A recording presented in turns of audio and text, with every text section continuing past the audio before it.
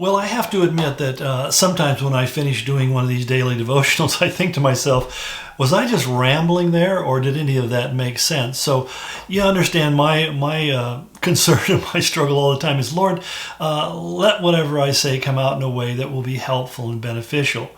And as we start talking about topics like deep interpersonal relationships, that is pretty complicated because people aren't simple. I mean, people aren't exactly the same.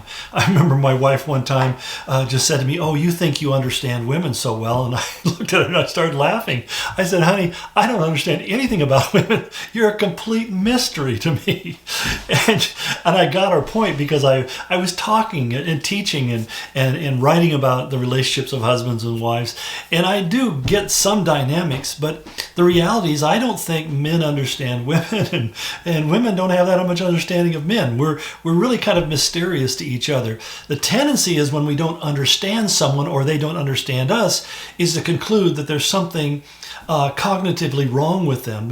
How can you be so stupid? How can you be so foolish? How can you not see this? This is obvious. Why aren't you aware of this? And couples say that kind of stuff, and even parents say that kind of stuff to their kids, and kids will say it to their parents. The point of view, the important thing here is it's not that there's some kind of cognitive failure, but oftentimes there's a failure to communicate, a failure to understand what the other person is saying. Sometimes that's our fault. Sometimes it's the fault of the person who isn't communicating clearly, or may not even understand their own issues well enough to realize that they're coming out of a place of chaos and really are saying things because they're desperate for help and encouragement, but they don't know how to say it. In fact, they can't even get their hands around what's really driving them crazy. So hopefully some of these dynamics will help us. And I think that, as I said yesterday, if you start with the premise that my ultimate objective in life is to live my life in a way that is most pleasing to God, you're going to find that God is going to show you things. He's going to give you insights and wisdoms, and He's going to begin by giving you insight into yourself. And I found even this passage where He says, "Children, obey your parents," was something that I had to really get my hands around right after I got saved. And for many years afterwards, as my parents became elderly and began to become diminished in capacity, I had to realize that relationship of honoring my parents was still in play, and it was critically important for them as it was for me. Because what we find is that children who don't obey their parents are children who don't respect the authority structure. And this is particularly challenging today because we live in a world and a culture right here in America, especially through the educational system and videos and all the other IT stuff that kids have access to, that really kind of drive home the point that your parents can't be trusted. Now, that was the same thing that the communists did under the Marxists. It's the same thing that the Nazis did under fascism. They tried to undermine the role of parents to get the children to place their primary loyalty upon the government, upon the system. And we're really kind of moving back into that same dynamic. We don't have a strong leader like they might have had in Lenin, Stalin, or even in Adolf Hitler, but we have something else that's kind of even more diabolical. It's called technology. And technology is this thing that basically doesn't have a face other than the one it projects on the screen. So I think even in terms of our current president, that I think in reality, he's a man who is severely cognitively disabled. And I don't say that to be critical. I think it's just an obvious fact. But he isn't the one who's making the decisions. Even the things that he says are really things that are being formulated by other people that he's reading off the teleprompter. I hate to be so diminishing to him, but basically he is a puppet for people who are hidden behind the scene. And that's really where we get into that, the technocrats, the bureaucrats, the people who are behind the scene who actually call the shots. And so because of that, we have a whole system of saying we need to get young people to shift their loyalty away from their parents and to put their loyalty on the system, on their teachers, on the government, on political figures, or whatever it is, rather than putting their faith in God and therefore their faith in their parents. Because God purposely portrays Himself in Scripture as being our Father who is in heaven. And in fact, he said, in that sense, being the progenitor of mankind, that he is our ultimate role model. He is the one we're seeking to bring ourselves into obedience to. And historically, when you look at the history of mankind's relationship with their Heavenly Father, well, it's been one from the very beginning marked by a pretty consistent pattern of disobedience, which led to some very unhappy consequences. And I think that's something that Paul digs into more when he talks about the parallel passage in Ephesians 6, where he says, "Children, obey your parents in the Lord, for this is right." So we know that it's pleasing to God.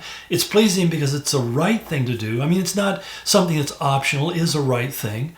And he says, "Honor your father and your mother," which is a first commandment with a promise, that it may go well with you and that you may enjoy long life on the earth.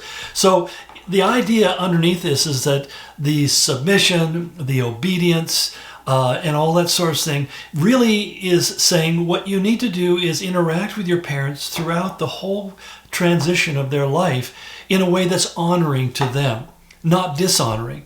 And so I remember after I got saved, I wrote my dad a letter and asked him to forgive me, and I told him that I knew he always loved me, and even though we had our disagreements, and we had wild and crazy disagreements, but nonetheless, I just told him I loved him and I honored him as my father. And I did that by faith, and I was living far from home at the time. And it's interesting that after my dad passed away, not only had our relationship dramatically changed the next time I came to visit, I could tell there was a difference, but he was not nearly so guarded or defensive, and he became really much more interested in my life and in my Christianity than he'd ever been before. But also, when he passed away, my mom asked me to go through a bunch of his effects. I was going through his dresser, and I found that letter that I'd written to him 15 years earlier.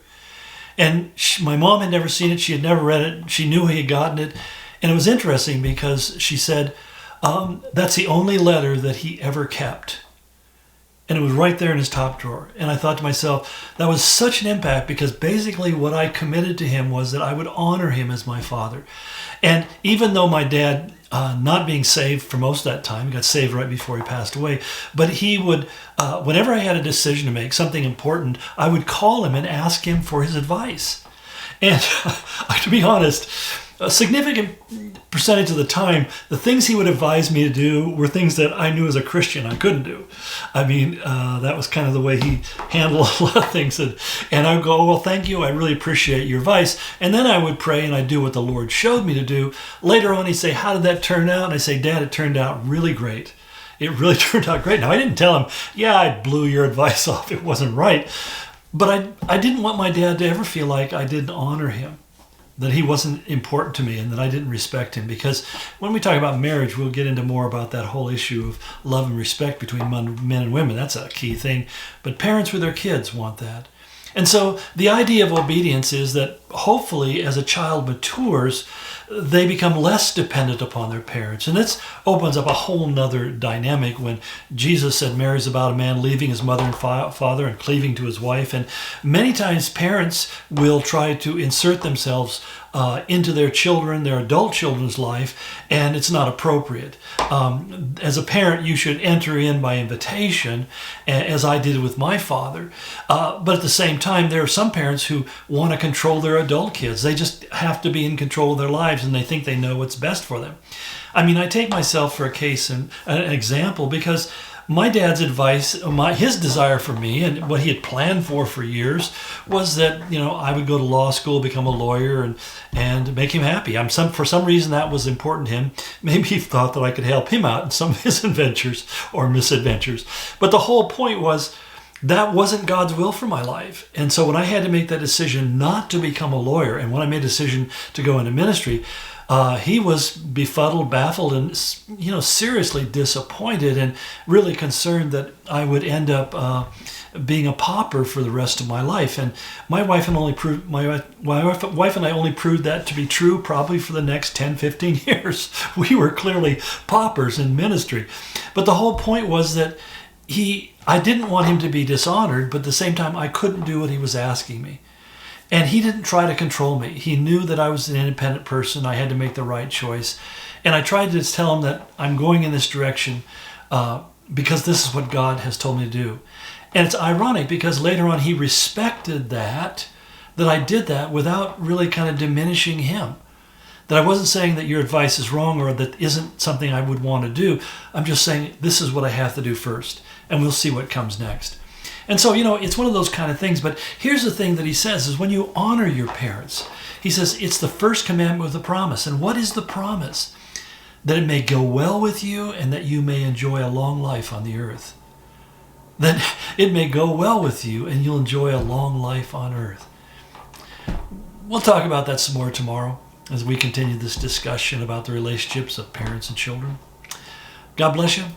Looking forward to tomorrow. Take care.